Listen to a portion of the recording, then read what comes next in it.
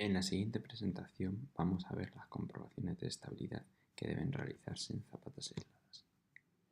Al igual que en cualquier otro elemento estructural, las comprobaciones en zapatas pueden agruparse en estados límite último y estados límite de servicio. Con respecto a los estados límite último, los más importantes y que serán los que conllevarán el diseño de la zapata son el de hundimiento, producido por las cargas transmitidas por la estructura al terreno y en el cual deberemos comprobar que la tensión que estas cargas generan en el terreno es inferior a la presión admisible del estrato sobre el que se apoya la cimentación. El vuelco, que es un fallo producido por la existencia de momentos flectores que tienden a hacer que la cimentación gire. Y el deslizamiento, que es el fallo producido en la cimentación por el empuje lateral de los esfuerzos cortantes. Adicionalmente, puede haber otras comprobaciones de estabilidad, como las comprobaciones de estabilidad global, que son los fallos ocasionados en la cimentación por efecto del deslizamiento de un terreno inestable. Generalmente, este fallo se asocia a la colocación de edificios sobre laderas o bien cuando el edificio está apoyado en un estrato de un relleno antrópico que todavía no está consolidado. Por último, una vez diseñada la zapata frente a estas comprobaciones, se tendrán que realizar todas las comprobaciones correspondientes a la capacidad estructural del cimiento. En este caso, estas comprobaciones se llevarán a cabo siguiendo la instrucción de hormigón estructural EH. También sería necesario realizar las comprobaciones de estado límite de servicio correspondientes a los asientos, asientos diferenciales o giros. Si bien en el caso de esta presentación y de esta asignatura no vamos a abordarlos por su complejidad. A la hora de llevar a cabo las comprobaciones de estabilidad en las zapatas, partiremos del supuesto de la existencia de un pórtico interior de la nave, en el que, como ya hemos visto, todas las cargas deben de estar contenidas en el plano de dicho pórtico. Y por lo tanto, los esfuerzos también se referirán al plano del pórtico. Evidentemente, por tratarse del cálculo de la cimentación, los esfuerzos se obtendrán en la base del pilar y serán el esfuerzo axil, el momento flector o el esfuerzo cortante.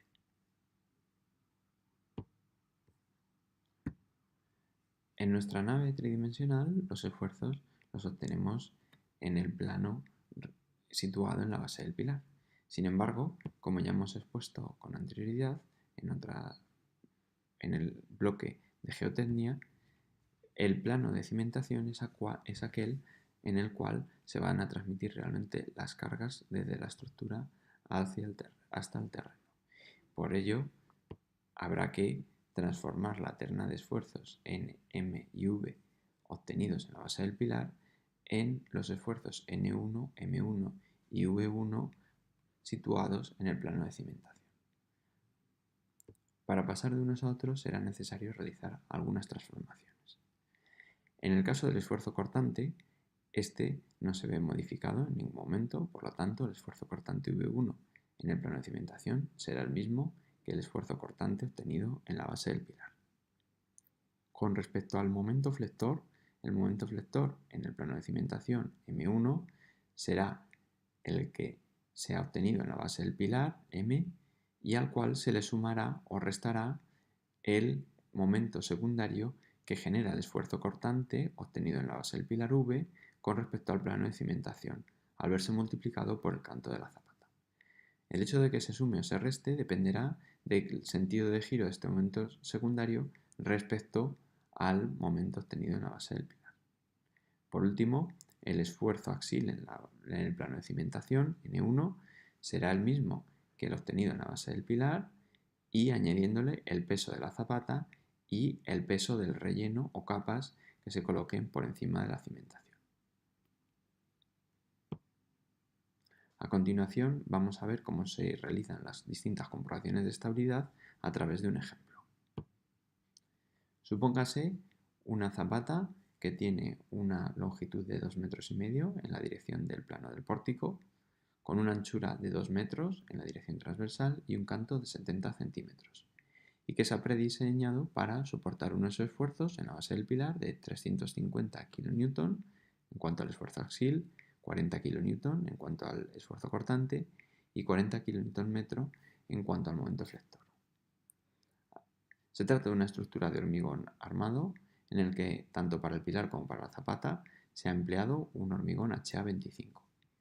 Y por último, sobre la cimentación, se ha colocado una capa de relleno de 30 centímetros de material procedente de la propia excavación, que se trata de un terreno limoso, cuyas propiedades mecánicas podemos ver aquí: un peso específico de 19 kN por metro cúbico, un ángulo de rozamiento interno de 30 grados y una tensión admisible de 125 kilopascales.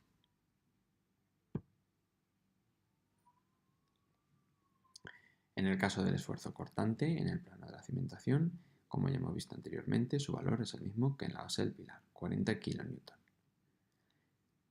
En lo que respecta al momento flector obtenido en el plano de cimentación, en este caso, el momento flector obtenido en la base del pilar se le debe sumar el momento secundario que genera el esfuerzo cortante, puesto que, como se puede observar aquí, el sentido de giro que produce este momento secundario es horario, al igual que el sentido de giro del momento flector. Y por último, para calcular el axial transmitido al plano de cimentación, debemos obtener el peso correspondiente a la zapata y el peso del relleno situado sobre la misma. En ambos casos emplearemos los pesos específicos del hormigón armado, que son 25 kN por metro cúbico, y del terreno, que son 19 kN por metro cúbico. Como puntualización, cabría añadir que podría descontarse del peso del relleno el volumen correspondiente ocupado por el pilar, pero por tratarse de una cantidad muy pequeña generalmente, y es por lo tanto por restar de la seguridad, generalmente se suele tener en cuenta y no se suele hacer ese descuento. La primera comprobación que vamos a ver es la correspondiente al vuelco. Según lo que establece el código técnico, se debe de obtener el valor del coeficiente de vuelco como el cociente entre el momento estabilizante y el momento desestabilizante, y este coeficiente tiene que ser mayor a 1. Evidentemente, el momento desestabilizante es el producido por el momento flector M1 obtenido en el plano de cimentación, y que, como vemos aquí, tiende a hacer girar a la zapata en sentido horario y apoyándose sobre el punto de vuelco A, que sería el extremo de la zapata hacia el lado hacia el que tiende a girar la misma. Por esta razón, el esfuerzo que se opone a este vuelco sería el momento producido por el axial N1, obtenido en el plano de cimentación. Por lo tanto, el momento estabilizante será N1 por la mitad de la longitud de la zapata, por L medios. Tanto momento estabilizante como momento desestabilizante deben de verse afectados por una serie de coeficientes definidos en el código técnico. Como podemos observar en esta transparencia, para la comprobación de vuelco, las acciones estabilizadoras, es decir, el momento producido por el axial N1, tiene que ser multiplicado por un coeficiente minorador de 0,9, mientras que las acciones desestabilizadoras, es decir, el momento de vuelco M1, tiene que estar multiplicado por un coeficiente de 1,8. En el ejemplo que hemos visto, el momento estabilizante será, por lo tanto, el coeficiente de seguridad 0,9 por el axial N1, 466 kN, y multiplicado por la longitud L de la zapata, 2,5 metros, y dividido por 2, lo cual nos da un momento estabilizante de 524,25 kN.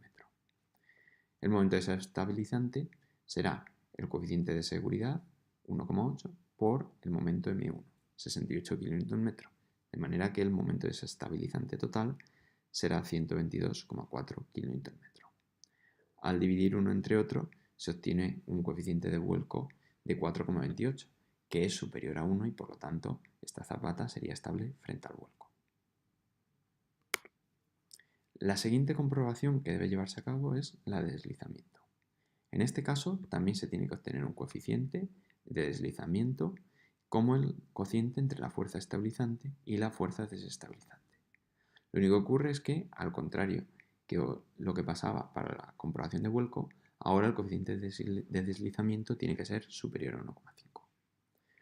La fuerza desestabilizante frente al deslizamiento es únicamente el esfuerzo cortante V1, que es la única componente de fuerza que tiende a producir que la zapata se desplace lateralmente. Mientras que la fuerza estabilizante será la fuerza de rozamiento que aparezca entre el terreno y la zapata al tender ésta a desplazarse lateralmente por efecto del esfuerzo cortante. Antes de llevar a cabo la comprobación y de ver cómo se obtiene esta fuerza de rozamiento, es importante tener clara una cuestión, y es que si no existiera esfuerzo cortante en el plano de cimentación, no sería necesario llevar a cabo ninguna comprobación de deslizamiento, puesto que no habría fuerza desestabilizante. Y por la misma razón, igual que no habría fuerza desestabilizante, tampoco habría fuerza estabilizante, puesto que el rozamiento solo aparece cuando la zapata tiende a desplazarse por efecto del movimiento, si no, no hay valor de rozamiento. A la hora de calcular la fuerza de rozamiento entre terreno y cimentación, vamos a distinguir entre dos tipos de terrenos, los suelos granulares o los suelos cohesivos. En el caso de los suelos granulares, la fuerza de rozamiento será exclusivamente el axil N1 existente en el plano de cimentación por el coeficiente de rozamiento entre terreno y cimentación, que también se puede expresar como la tangente del ángulo de rozamiento entre el terreno y la zapata. En cambio, en el caso de que los suelos sean cohesivos, es decir, el caso típico son suelos arcillosos, aparte de este término, se debería de añadir el valor del rozamiento producido por la cohesión del terreno, donde ese valor sería el valor de la cohesión drenada del terreno en kilopascales multiplicado por la superficie de contacto terreno-zapata, que no es otro que el producto de L por B. Aquí en esta transparencia podemos observar cómo se justifica que a la hora de hacer la comprobación de deslizamiento el coeficiente de seguridad tiene que ser superior a 1,5.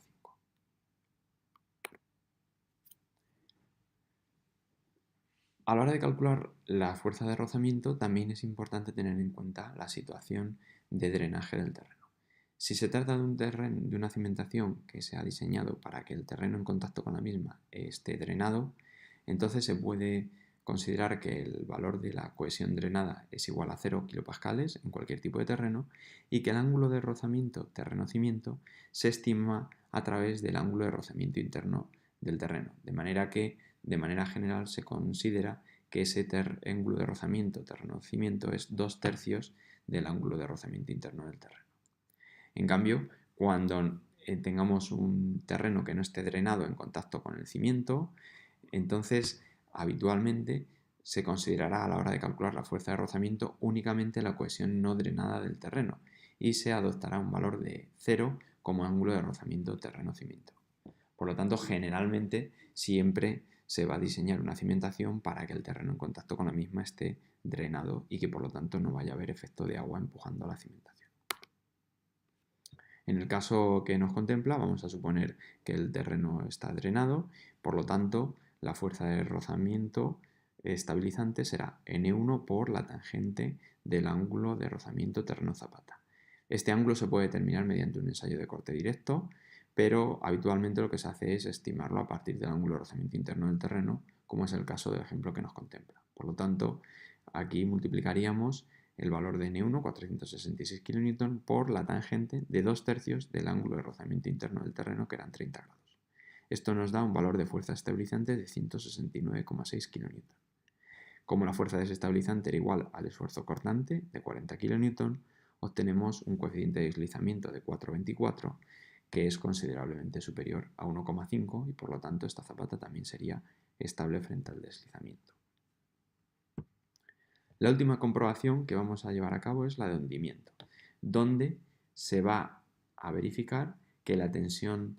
media transmitida al estrato sobre el cual se apoya el plano de cimentación sea inferior a la tensión admisible de dicho estrato.